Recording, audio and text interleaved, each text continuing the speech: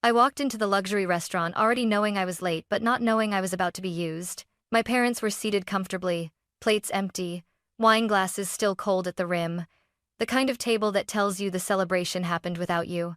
My mom looked up and smiled.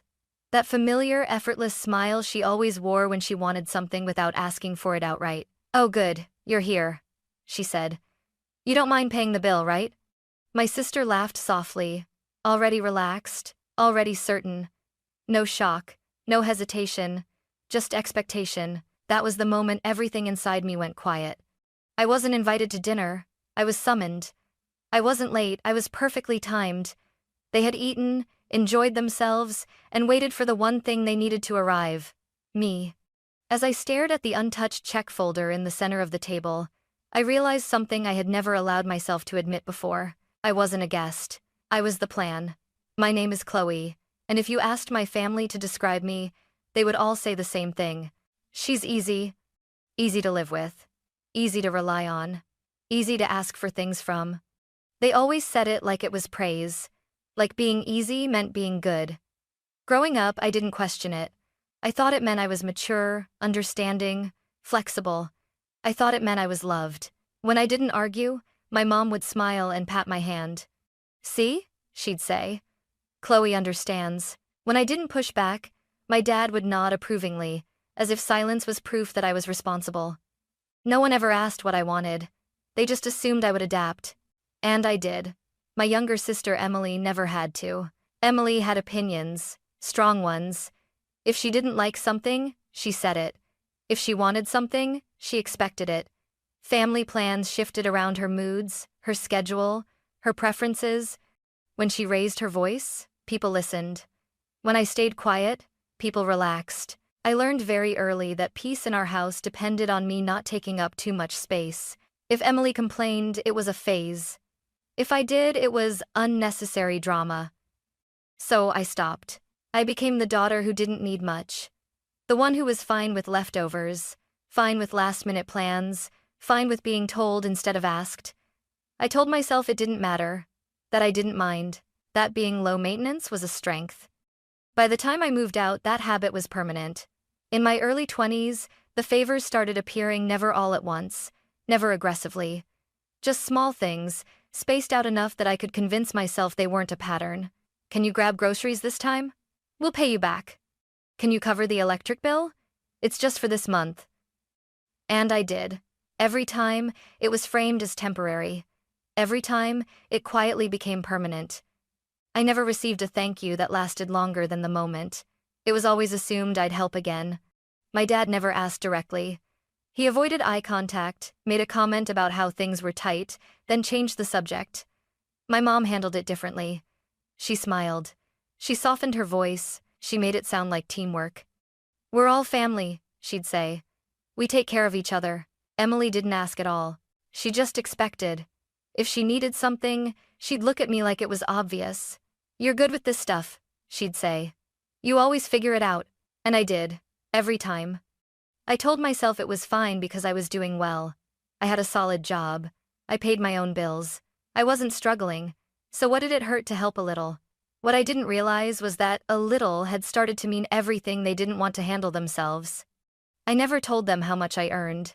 Not because I was hiding it, but because no one ever asked. They assumed I was doing okay, comfortable, but not impressive. I dressed simply. I didn't talk about numbers. Letting them underestimate me kept things calm. It also made me safe to use. By my late 20s, I wasn't just helping anymore. I was supporting, covering dinners, picking up tabs, paying for things that weren't emergencies, just conveniences. No one checked in with me. No one asked if it was still okay. They didn't have to. I had taught them it always was. And sitting at that restaurant table, staring at empty plates and relaxed faces, I finally understood something that made my chest tighten. They didn't see me as generous.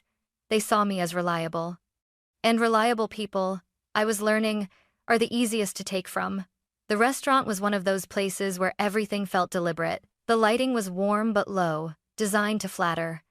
The tables were spaced far enough apart that conversations felt private, important. A pianist played something slow and elegant in the corner. The kind of music meant to remind you that this was a place for celebrations, not arguments. My parents loved places like this.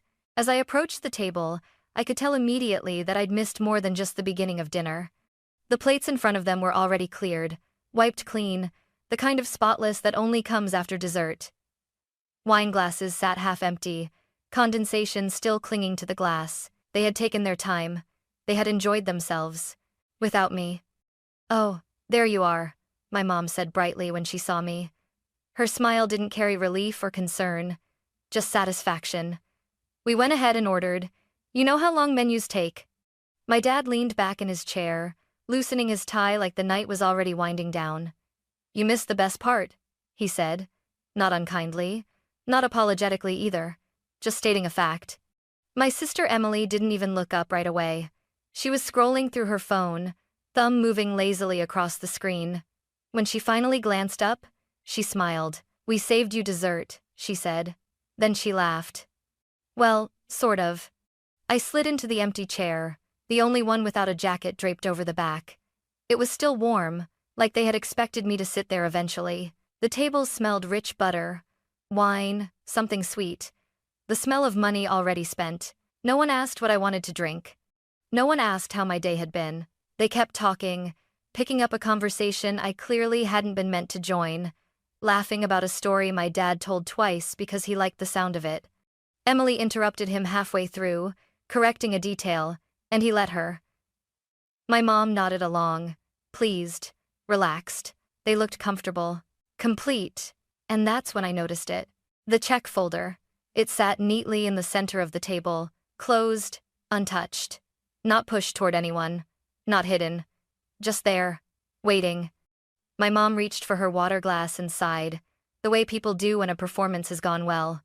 "The service was wonderful," she said. "Really wonderful." Emily nodded. "Yeah, this place never disappoints." Still, no one reached for the bill. Still, no one acknowledged it.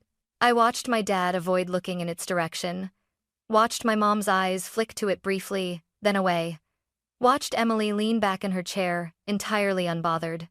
They weren't discussing if it would be paid. They were waiting for me to do it. Finally, my mom turned to me, tilting her head slightly, softening her voice. "You don't mind taking care of this, right?" she asked, like it was already settled. "We figured since you're working so much lately." She let the sentence trail off, as if generosity had already been implied. Emily smiled, amused. "Relax, Chloe," she said. "You're always good at handling stuff like this." That word again, handling. I felt something tighten in my chest, not anger, not yet. Something colder, sharper. I glanced around the table one more time. My dad was suddenly very interested in the room behind me. My mom's smile stayed fixed, practiced. Emily had already gone back to her phone. They weren't waiting for me to join dinner. They were waiting for me to perform. And in that moment, something clicked into place with painful clarity. This wasn't about money. It wasn't even about the bill. It was about certainty. They were certain I would show up. Certain I would pay. Certain I wouldn't make things uncomfortable. That certainty had been built slowly, quietly, over years of me saying yes when I wanted to say no. Over every time I chose peace over honesty. Over every moment I told myself it wasn't worth the argument. I looked at the empty plates again. They hadn't been waiting for me to eat. They had been waiting for me to arrive. And for the first time in my life, instead of reaching automatically for my wallet, I stayed still. I wondered what would happen if I didn't do what they expected. I didn't reach for the bill.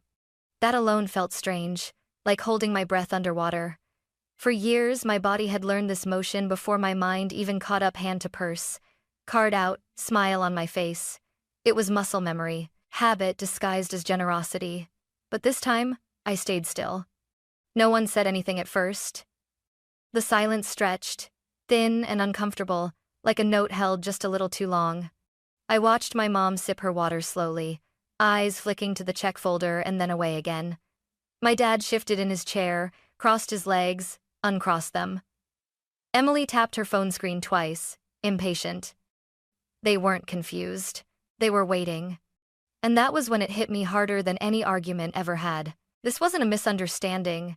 No one had forgotten to ask me ahead of time. No one had assumed wrong. No one was awkwardly hoping I'd volunteer. This wasn't poor communication or bad timing. This was a system. A system built on certainty. The kind of certainty that doesn't need to be spoken out loud because it's been proven too many times already. I replayed the past year in my head, as if my mind had finally been given permission to look closely. The last-minute dinner invitations that always came after reservations were made. The texts that never asked if I was free, only when I'd arrive. The way my mom always phrased things as updates, not questions, were already here. We went ahead and ordered. Join us when you can. When you can. Not if you can. Not do you want to. Just when. Because the real purpose of my presence had never been to participate. It had been to complete the evening. I looked around the table again, really looked this time. My parents' relaxed posture. Emily's complete lack of concern. The ease with which they occupied the space, confident the outcome would be the same as it always was. They weren't anxious, they weren't embarrassed. They were comfortable. And that comfort came from knowing I would clean up after them. I felt something shift inside me, not anger, not sadness. Clarity. I thought about all the times I'd paid without being asked, how quickly relief replaced gratitude on their faces, how normal it had become, how unremarkable. When help becomes expected, it stops being help. It becomes infrastructure. That realization landed quietly, but it changed everything. I had spent years wondering if I was too sensitive, if I was imagining patterns that weren't really there, if I should just be more generous, more patient, more understanding. But sitting there, staring at that check folder, I finally understood the truth I'd been avoiding. I wasn't being generous. I was being used. Not maliciously. Not aggressively. But consistently. And consistency, I was learning, is what turns kindness into obligation. My mom cleared her throat gently. "Chloe?" she said, her voice still soft, still pleasant. "Whenever you're ready. Whenever you're ready." As if there was no other option. As if the only delay was my timing, not my consent. I looked at her then, really looked at her. At the expectation behind her eyes. At the absence of concern for how this made me feel. At the certainty that I would, eventually, do what I always did. For the first time, I didn't feel the urge to explain myself. I didn't feel the need to justify anything. I felt done. Not done with them. Done with the role. I took a slow sip of water, letting the coolness steady me. I didn't argue. I didn't accuse. I didn't defend myself. Because I understood something else too. Systems don't break from conversations. They break when someone stops feeding them. And in that moment, I knew this wouldn't end with a raised voice or a dramatic exit. It would end with a choice. A quiet one. A deliberate one. I just hadn't decided how yet, but for the first time in my life, I knew exactly what I wasn't going to do. I wasn't going to reach for the bill. I stayed seated for a few seconds longer than necessary, just long enough to let the silence settle into the table. My mom shifted first. She always did. Discomfort made her restless. "You okay, Chloe?" she asked lightly, though there was a thin edge under the question. "You look tired." "I am," I said honestly. She nodded, satisfied, like exhaustion explained everything. "Well, whenever you're ready." She gestured vaguely toward the center of the table, toward the check folder that still hadn't moved. That gesture used to be enough. It wasn't this time. Instead of reaching for my purse, I stood up. The movement was small, but it changed the air immediately. Chairs scraped softly as everyone adjusted without realizing why. My dad looked up at me, surprised. Emily frowned. "I'm just going to speak with the manager for a moment," I said, keeping my voice calm. Emily blinked. "Why?" "I have a question." My mom laughed softly. A quick, dismissive sound. "Chloe, you don't need to. I'll be right back," I said, already turning away. I could feel their eyes on my back as I walked across the dining room. The space suddenly felt much larger than it had a moment ago. The pianist kept playing. Glasses clinked at nearby tables. No one else knew anything had shifted, but it had.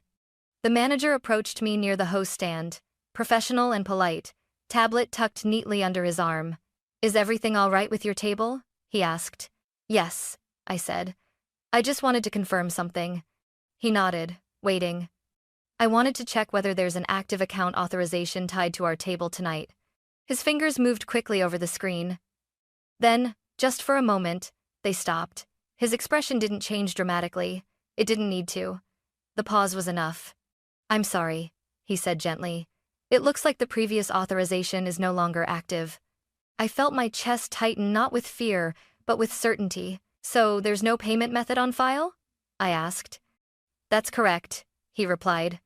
"We'll need one from the party this evening." "Thank you," I said. That's all I needed. As I walked back toward the table, I noticed how quiet my footsteps sounded against the floor, how controlled my breathing felt.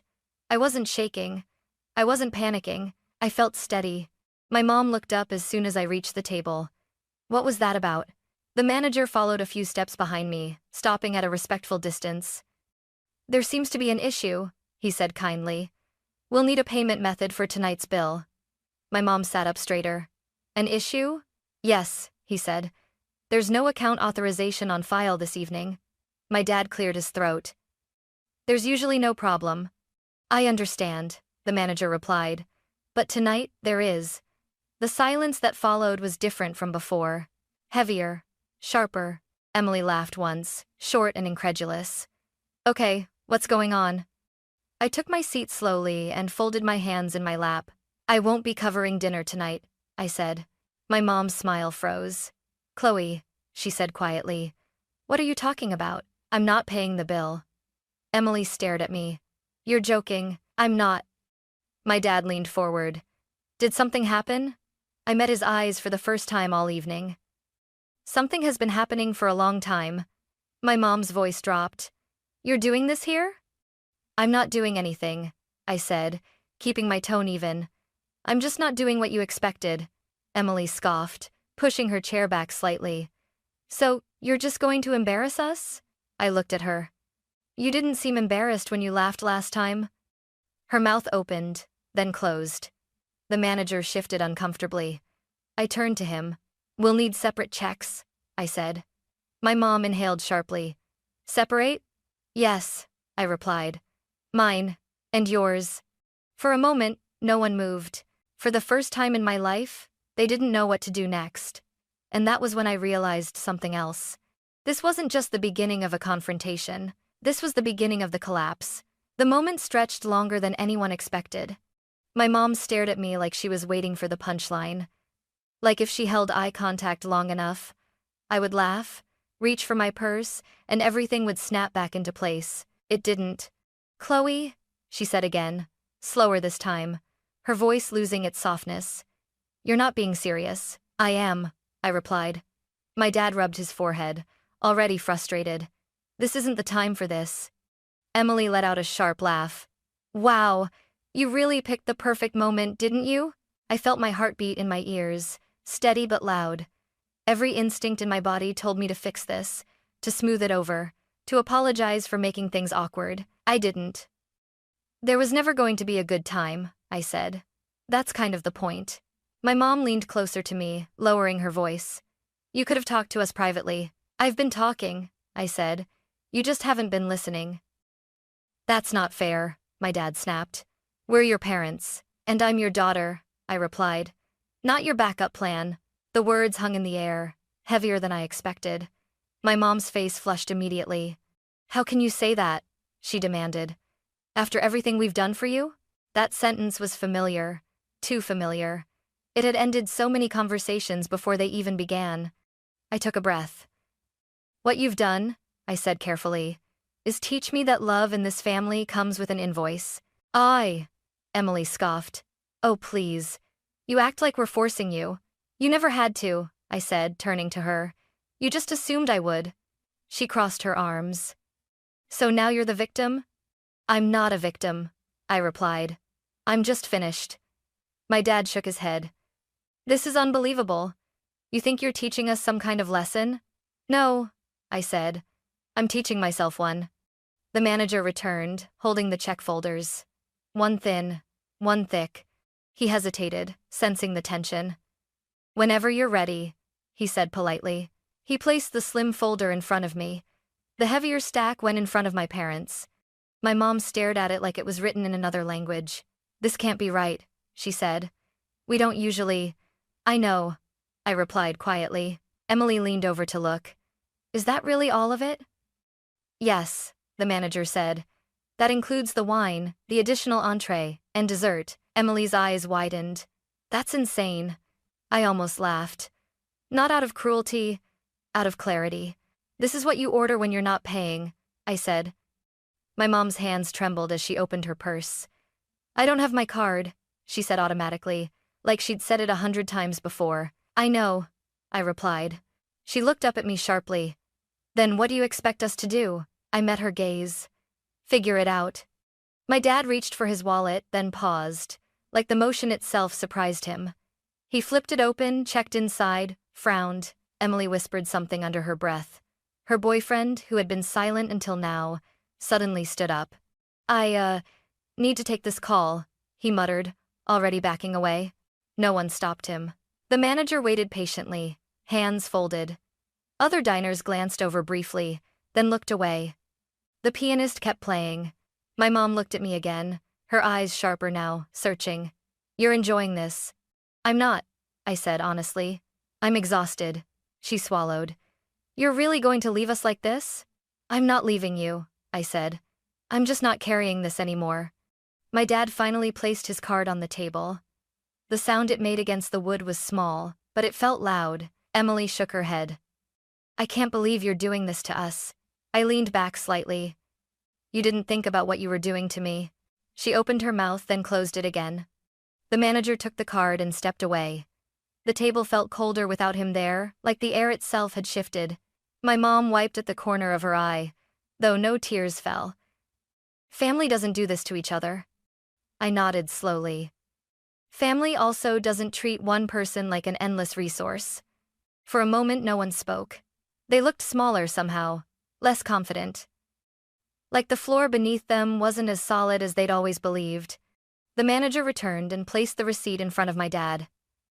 He signed it slowly, deliberately, as if the act itself carried weight. I paid my share, slid my receipt into my bag, and stood. My mom looked up at me, her voice uncertain now. Chloe. Just my name. No demand. No smile. No expectation. I paused for a second, then shook my head gently. I hope you think about this, I said. All of you. Then I turned and walked away. For the first time in my life, I didn't feel like I was abandoning them. I felt like I was finally leaving the role they had written for me. The air outside the restaurant felt different, cooler, lighter. Like I had stepped out of a room that had been pressing down on my chest for years without me realizing it. I stood there for a moment, just breathing, listening to the muted city sounds and the faint music leaking through the doors behind me. My hands weren't shaking. That surprised me. I had imagined this moment 1,000 times over the years, imagined anger, guilt, regret crashing into me all at once. Instead, I felt steady. Tired, yes. Drained, but clear. My phone buzzed before I even reached my car. Mom, you didn't have to do that. I stared at the screen for a few seconds, then locked it without replying. Another vibration followed almost immediately. Dad, we need to talk. I didn't answer that either. Not because I was trying to punish them, but because I knew exactly how that conversation would go. Explanations, deflections, promises that things would be different next time. I had lived through that cycle before. This time, I needed something else. At home, the silence felt unfamiliar at first. No tension, no waiting for the next request. I set my keys down, kicked off my shoes, and sat on the couch without turning on the TV. I just let the quiet settle. And then I opened my laptop, not my work files. The folder I had avoided for years, receipts, transfers, notes, payments labeled groceries, utilities, emergency, just this once. Each one looked reasonable on its own, defensible, easy to justify. Together, they told a very different story. I scrolled slowly, my chest tightening not with panic but with recognition. Dinner after dinner, bills that had quietly become mine, trips I hadn't gone on but had helped pay for, expenses that had stopped being requests and turned into assumptions. It wasn't generosity. It was infrastructure. I leaned back and closed my eyes, letting the realization settle. I hadn't been helping occasionally. I had been supporting a lifestyle that wasn't mine. My phone buzzed again. Emily, you really embarrassed Mom. I exhaled slowly and typed a single response. Me. I set a boundary. Three dots appeared, disappeared, appeared again. No reply came. That told me more than any argument ever could. Over the next few days, the fallout arrived in waves. First, polite messages. "We just want to understand. We didn't mean it that way." Then, sharper ones. "This isn't how family behaves. You've changed." I didn't engage. Without my quiet support, things shifted faster than I expected. Plans were suddenly postponed. Dinners were rescheduled, then canceled. Emily stopped posting photos from places that required reservations. The confidence my parents wore so easily began to crack, not dramatically, just enough to notice. No one apologized. I hadn't expected them to. What surprised me was how little guilt I felt. I had always assumed that setting boundaries would make me feel cruel, that I would lie awake at night replaying their disappointment. Instead, I slept better than I had in years. I wasn't cutting them off. I was just no longer cushioning the consequences of their choices. One evening, my mom called. I watched the phone ring until it stopped. A few minutes later, a text came through. "I don't recognize you anymore." I stared at the words, then typed back carefully. "Me. I think you're just seeing me clearly for the first time." I set the phone down and didn't pick it up again. The system they had built around my silence had finally been interrupted. And once that happens, nothing continues the way it did before. I knew there would be more conversations ahead, more tension, more adjustments, but I also knew this part, the hardest part, was over. I had walked away. And I hadn't gone back. The weeks that followed didn't explode the way I once imagined they would. There were no dramatic confrontations, no public apologies, no sudden realization where everyone admitted they were wrong. What happened instead was quieter and somehow more revealing. Without my automatic yes, my family had to adjust. At first, they tried to pretend nothing had changed. My mom sent a group message suggesting dinner, like old times. Same tone, same vagueness, no question mark. I replied politely that I couldn't make it. She didn't ask why. A few days later, Emily texted me directly. "Are you still mad?" I stared at the message longer than I needed to. That question said everything. To her, my boundary was an emotion. Something temporary. Something I would eventually get over. Me, I'm not mad. I'm just not paying for things anymore. She didn't reply. Instead, my dad called that night. His voice was careful, measured, like he was negotiating rather than talking to his daughter. "We're just trying to understand where this is coming from," he said. "We never meant to make you feel used." I held the phone against my ear and closed my eyes. "I know," I said. "That doesn't change what happened." There was a pause. "So, what do you want us to do?" The old me would have softened then. Would have offered reassurance. Would have made it easier for them. "I want things to be clear," I said. "If we go out, everyone pays for themselves. If there's an expense, you ask me ahead of time. And if I say no, that's the answer. Silence. I don't want to fight," I added. "But I'm not going back." He sighed. "Your mother is having a hard time with this." "I believe that," I said gently. "I had a hard time for years." After that, communication slowed. Not stopped, just changed. My mom stopped texting me about restaurants and started sending updates instead. Emily stopped calling unless she needed something, and when she realized I wasn't stepping in, she stopped calling altogether. It hurt more than I expected. Not because I missed paying for things, but because I saw how thin the connection had been. How much of our closeness had depended on my usefulness. At the same time, something else began to grow. My time felt like mine again. Evenings were no longer reserved for last-minute plans. Weekends weren't filled with obligations I hadn't chosen. I started saying yes to things because I wanted to, not because I felt cornered. When I did see my family, the dynamic was different. Awkward at first, careful. They watched what they said around me, like they were afraid of stepping on something fragile. In a way, they were right. But that fragility wasn't weakness. It was honesty. One afternoon, my mom and I met for coffee. Just the two of us. She looked older somehow. Tired. "I keep thinking about that night," she said finally. "I didn't realize how much pressure we put on you." I didn't rush to reassure her. "I believe you didn't realize it," I said. "That doesn't mean it didn't happen." She nodded slowly. "I don't know how to fix it," she admitted. I wrapped my hands around my cup. You don't have to fix the past. Just don't repeat it. She looked at me then, not as the easy daughter, not as the solution, but as someone separate from her expectations. It was a start.